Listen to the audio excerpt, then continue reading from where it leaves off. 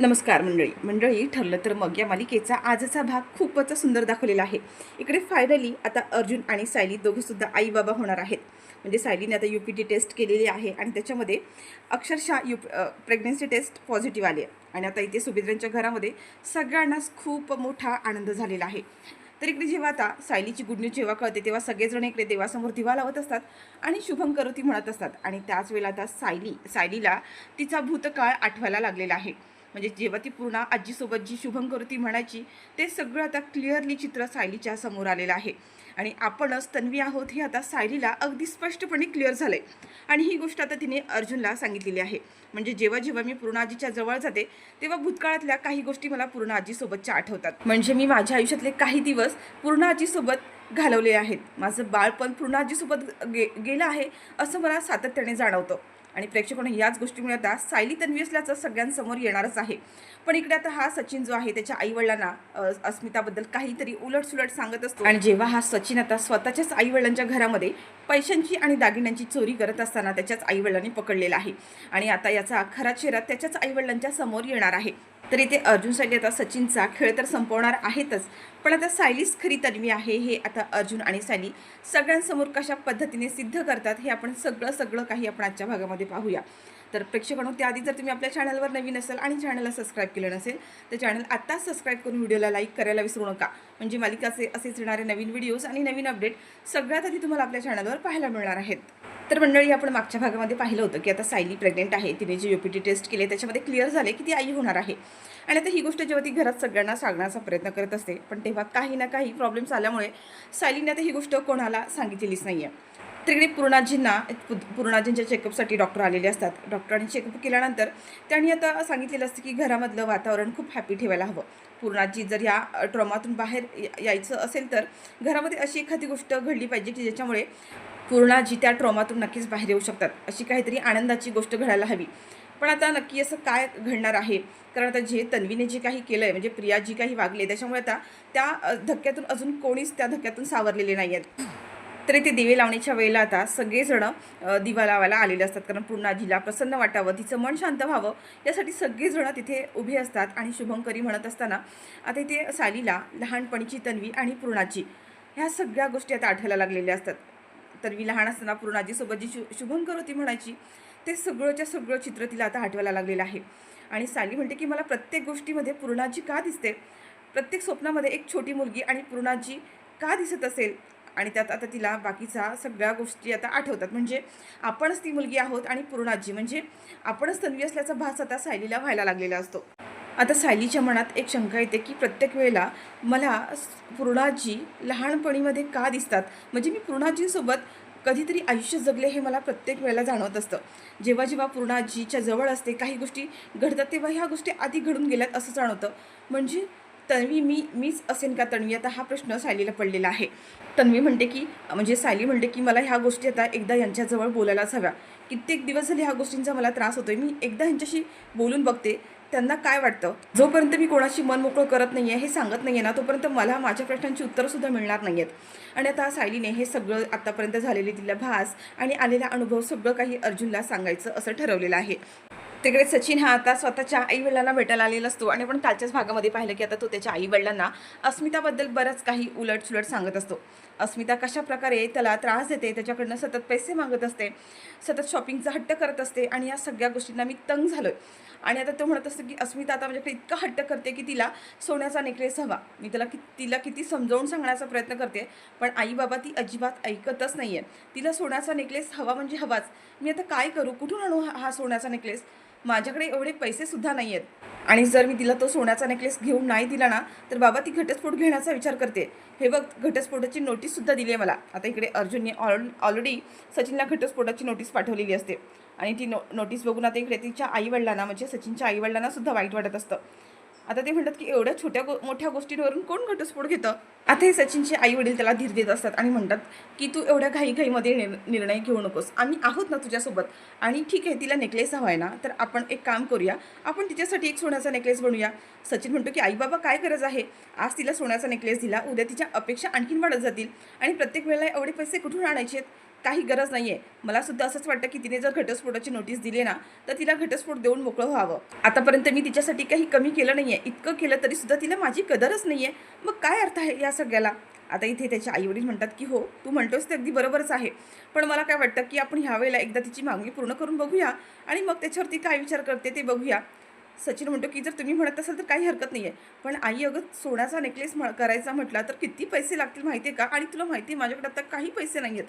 माझे सगळे पैसे कॅनडाला अडकली आहेत. इथे सचिनची आई म्हणते की तू काळजी करू नकोस. ऐक तिला नेकलेसच हवा आहे ना? एक काम करते मी, माझ्याकडे खूप चांगला आणि नवीन नेकलेस आहे. मी तो वापरलासुद्धा नाही आहे आणि सोनंसुद्धा खूप प्युअर आहे. अस्मिताला तो नक्की आवडेल. तू एक काम कर, तोच नेकलेस तिला दे. आता सचिनला खरं तर नेकलेस नको हवं असतात, त्याला पैसे हवे असतात, त्याला अस्मिताच्या नावाने काही पैसे उकळायचे असतात. पण आता इथे सचिन म्हणतो की अगं आई कशाला? पण सचिन आता म्हणतो की जाऊ दे, दागिने तर दागिने. आणि आता सचिन म्हणतो बरं ठीक आहे, मी तिला तो नेकलेस नेऊन देतो. पण मला वाटत नाही की ती नेकलेस दिल्यानंतर ती सुद्धा आपल्याकडे परत येईल. तू बघितलंस ना, लग्न झाल्यापासून ती तिकडेच राहते. आता सचिन म्हणतो की बरं ठीक आहे, देतो नेकलेस, मी आता नेऊन देतो. आणि आता तिची आई जेव्हा कपाटामध्ये दागिने काढून आणते आणि तो एक नेकलेस आणून इथे आता सचिनच्या हातामध्ये देतो. सचिनचं लक्ष आईच्या तिजोरीवर म्हटलं मात्र चांगलंच असतं.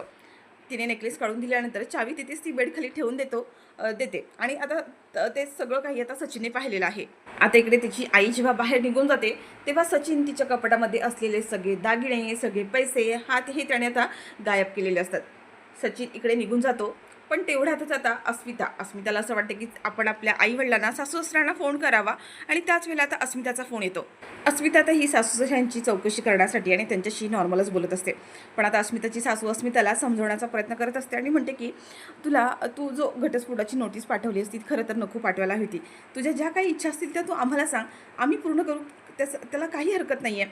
अस्मिता म्हणते की माझ्या इच्छा अशा काहीच नाही आहेत. फक्त सचिनने माझ्या बाळाचा स्वीकार करावा, आम्हाला वेळ द्यावा आणि आमच्यासोबतच राहावं, एवढीच इच्छा होती. आणि आता अस्मिताने झालेला सगळा प्रकार इकडे सांगितलेला असतो की त्याने सचिनकडे असे कोणतेही पैसे किंवा दागिने मागितलेले नाही आहेत. आणि आता इथे अस्मिताच्या सासूसासऱ्यांसमोर म्हणजे सचिनचा सगळा खरा चेहरा समोर आलेला आहे. म्हणजे अस्मिताच्या नावाने, अस्मिताचं नाव घेऊन खोटं बोलून त्याने ते दागिने घेऊन गेलेले असतात. आणि थोड्या वेळातच अस्मिताच्या सासूसासऱ्यांना हेही कळतं की सचिनने आता त्यांच्या कपड्यातले दागिने चोरून नेलेले आहेत. म्हणजे आता ह्या सचिनला खरं तर अस्मिताचा पैसा हवाच असतो, साक्षीचाही हवा असतो. आणि त्याने आता स्वतःच्या सख्या आईवडिलांना सुद्धा फसवलेलं आहे. आणि आता सचिन इकडून फरार झालेला आहे. इकडे अर्जुन आणि सायलीचं आता पूर्णाजीबद्दल बोलणं चालू असतं. पूर्णाजीचे काउन्सिलर तिला येऊन भेटून गेलेले असतात. पूर्णाजीची तब्येत तशी जरी ठीक असली तरी ती अजूनही त्या धक्क्यातून सावरलेली नाही आहे.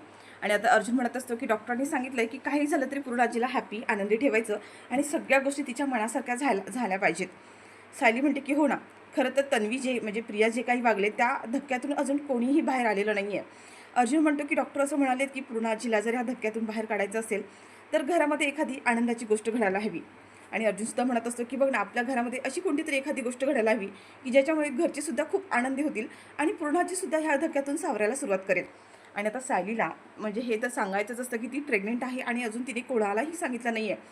सायली म्हणते की जर गुड न्यूज हवी असेल आणि सगळ्यांना जर आनंदात पाहायचं असेल तर म्हणजे हीच गोष्ट आहे ज्याच्यामुळे घरातले सगळेच खुश होऊ शकतात. आणि सायली म्हणते की मी आत्ताच्या आता ह्यांना ही गोष्ट सांगून टाकते. आणि सायली म्हणते की हो, मला तुम्हाला काहीतरी सांगायचं आहे. मला ना 2 दिवस झाले खरं तर खूप त्रास होता, सतत मळमळल्यासारखं होत होतं, उलटी झाल्यासारखं होत होतं, डोकं जड झालेलं होतं.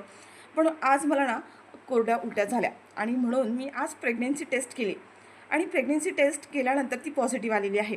आता अर्जुन म्हणतो की काय? आता इथे अर्जुनला सुरुवातीला मोठा धक्काच बसलेला आहे. कारण अर्जुनला अजूनही असं वाटत असतं की आपण वडील होण्यासाठी तेवढे जबाबदार नाही आहोत, आपल्याला ती जबाबदारी पेलवणार नाही आहे.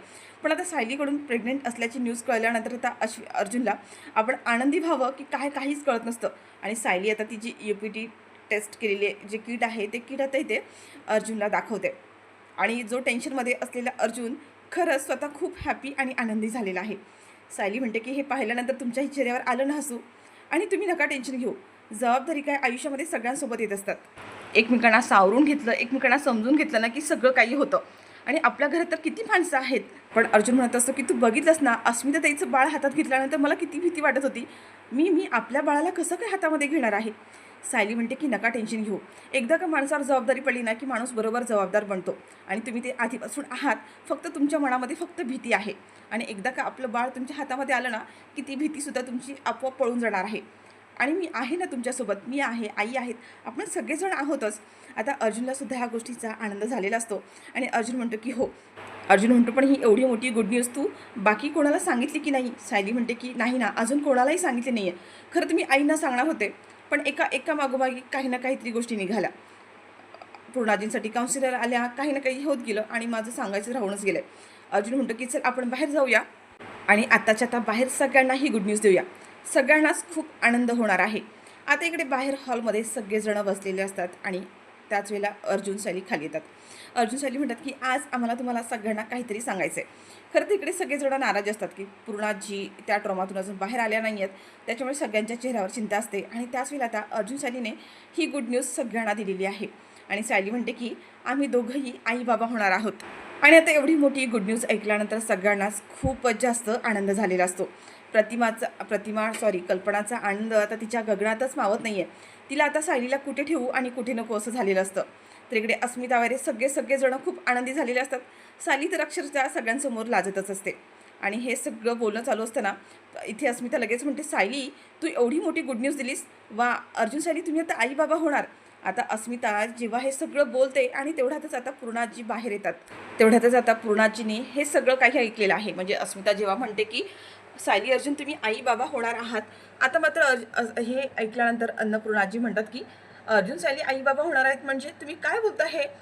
आता मात्र अन्नपूर्णा आजींना खूप मोठा प्रश्न तर पडला आहेच, पण आता अन्नपूर्णा आजीला हे सगळं कसं सांगायचं हा मात्र सगळ्यांसमोर खूप मोठा टास्क उभा राहिलेला आहे. आता सगळेजण एकमेकांच्या चेहऱ्याकडे पाहतात आणि आता पूर्णाजीला काय सांगायचं? सायली आणि अर्जुनसुद्धा तर घाबरलेले आहेत. सायली म्हणते अन्नपूर्णाजी म्हणत असतात की सांगा ना, सायली आणि अर्जुन आई बाबा होणार आहेत म्हणजे म्हणजे याचा अर्थ काय होतो? सायली आता इथे अन्नपूर्णाजींना सांभाळण्याचा सावरण्याचा प्रयत्न करत असते. अन्नपूर्णाजी म्हणतात सायली सांग ना, ही काय म्हणत होती अस्मिता, तू आई होणार आहेस, अर्जुन बाबा होणार आहेस, पण तुमचा काय संबंध आणि आई बाबा हे काय काय आहे सगळा हा प्रकार? सायली म्हणते की अन्नपूर्णाजी मी तुम्हाला सगळं काही सांगते, तुम्ही या आधी इथे बसा, तुम्ही बसा शांत व्हा, मी तुम्हाला सगळं काही सांगणार आहे. तर इकडे हा सचिन आता इकडे साक्षीला भेटायला आलेला असतो आणि तो आता साक्षीला म्हणत असतो की साक्षी आपल्याला आजच्या आज आपल्याला दोघांना सुद्धा कॅनडाला निघायचं आहे. पण आता साक्षी म्हणत असते की अरे अचानक, आणि तू पासपोर्ट वगैरे कधी काढलंस? सचिन म्हणतो मी या सगळ्याची तयारी केव्हाच करून ठेवली आहे. तुला या देशामध्ये राहायची भीती वाटते की नाही? तुला तुझा चेहरा लपून राहावा लागतोय की नाही? मग आपण आत्ताच्या आता हा देश सोडून निघून जाऊया. पण त्यासाठी आपल्याला एक काम करावं लागणार आहे. आजच्या आज आपल्याला तुझी जेवढी प्रॉपर्टी आहे ना ती सगळी विकून पळावी लागणार आहे. कारण साक्षी आपल्याला जर या देश सोडून जर बाहेर जायचं असेल तर खूप पैसा लागणार आहे आणि आपल्याकडे आता काहीच पैसे नाही. तुला माहिती आहे ना, माझे कॅनडाला सगळे पैसे अडकून राहिलेत आणि गेले कित्येक दिवस झाले ते मला मिळतसुद्धा नाही आहेत. त्याच्यामुळे आता मला काही करता येणार नाही आहे. आणि माझं कॅनडाला एक घर आहे, पण आता तिथे माझे बरेचसे इंडियामधले ओळखीचे लोक आहेत, माझे इंडियातले सगळे फ्रेंड आहेत आणि त्यांना जर कळलं की तू माझ्यासोबत तिथे आहेस तर खूप मोठा प्रॉब्लेम होणार आहे आणि त्याच्यामुळे आपल्याला आपल्या त्या फ्लॅटमध्ये राहतासुद्धा येणार नाही आहे. प्रेक्षकांनी इकडे आता सचिनने ऑलरेडी अस्मिताकडून पैसे उकळलेले असतात. स्वतःच्याच घरामध्ये आईवडिलांच्या दागिन्यांची चोरी तर त्याने केलेली आहे. आता त्याला इकडे साक्षीलासुद्धा फसवायचं असतं. साक्षीची प्रॉपर्टी सगळी स्वतःच्या घशात घालून त्याला आता कॅनडाला पळून जायचं असतं आणि म्हणून हा आता साक्षीला इथे आमिष दाखवत असतो. साक्षी म्हणते की आपण खरंच कॅनडाला जाणार आहोत का, इथून पळून जाणार आहोत का? कारण साक्षी ऑलरेडी डेस्परेट झालेली असते. जसं तन्वीला म्हणजे प्रियाला अटक झाली त्याच्यामुळे तिलाही आता असं वाटत असतं की पोलीस आपल्याला सुद्धा पकडणार आणि त्याच्यामुळे आता सचिनच्या प्रत्येक गोष्टीला आता ती हो हो म्हणत असते आणि म्हणते की हो आपण एक काम करूया, माझ्याकडे खूप पैसा आहे, आपण सगळी प्रॉपर्टी विकूया, पैसे घेऊन कायमचे कॅनडाला निघून जाऊ आणि आपण तिकडे सेटल होऊ, तिकडे सुखाचा संसार करूया. आता इथे सचिन म्हणत असतो की मूर्ख बाई, मला वेळ लागले का तुझ्यासोबत राहण्याचं, मला फक्त एकदा का तुझा हा पैसा माझ्या हातात येऊ दे. आता साक्षी तिच्याकडे असलेले सगळे पैसे सगळे दागिने आता इकडे तिने ह्याच्या हातामध्ये दिलेले आहेत, सचिनच्या हातामध्ये दिलेले आहेत. तिकडे आता जे काही तिचे प्रॉपर्टीचे पेपरसुद्धा आहेत तिकडे तो म्हणतो की आपण ही तुझी सगळी प्रॉपर्टीसुद्धा विकूया, म्हणजे आपण आयुष्यभरासाठी सेटल होऊन जाऊ. आणि आता ही जी साक्षी आहे तीसुद्धा आता त्याच्या सगळ्या होला हो म्हणत असते आणि प्रॉपर्टीसुद्धा विकायला तयार झालेली असते. तर प्रेक्षकांनो, आता हा सचिनने आईवडिलांना फसवलं आहे, अस्मिताला फसवलं आहे, पण आता साक्षीची सुद्धा सगळी प्रॉपर्टी घेऊन तो खरंच इंडिया सोडून बाहेर जाईल की त्याआधीच आता अर्जुन ह्या सचिनला अडकवणार आहे की तो अर्जुनच्या हाती लागेल का, हे आपल्याला येणाऱ्या पुढच्या भागांमध्येच पाहायला मिळणार आहे. तिकडे पूर्णाजीने सुद्धा ऐकलेलं आहे की तन्वी म्हणजे सायली प्रेग्नेंट आहे आणि अर्जुन सायली आई बाबा होणार आहेत आणि त्याच्यामुळे आता सायली ही अन्नपूर्णा आजीची समजूत कशा प्रकारे घालते की अन्नपूर्णा आजीसमोर सगळं सत्य आल्यानंतर अन्नपूर्णा आजीला सगळ्या गोष्टी पुन्हा काही आठवायला लागतात का, हे सगळं काही आपल्याला आता येणाऱ्या पुढच्या भागांमध्येच पाहायला मिळणार आहे. तर प्रेक्षकांना तुम्हाला हा आजचा भाग कसा वाटला कॉमेंट करून नक्की सांगा. व्हिडिओ आवडल्यास व्हिडिओला लाईक करा, शेअर करा आणि चॅनलवर नवीन असाल, चॅनल अजूनही सबस्क्राईब केलं नसेल तर चॅनल आत्ताच सबस्क्राईब करून घ्या. म्हणजे मालिकेचे असेच येणारे नवीन व्हिडिओज, नवीन अपडेट सगळ्यात आधी तुम्हाला आपल्या चॅनलवर पाहायला मिळणार आहेत.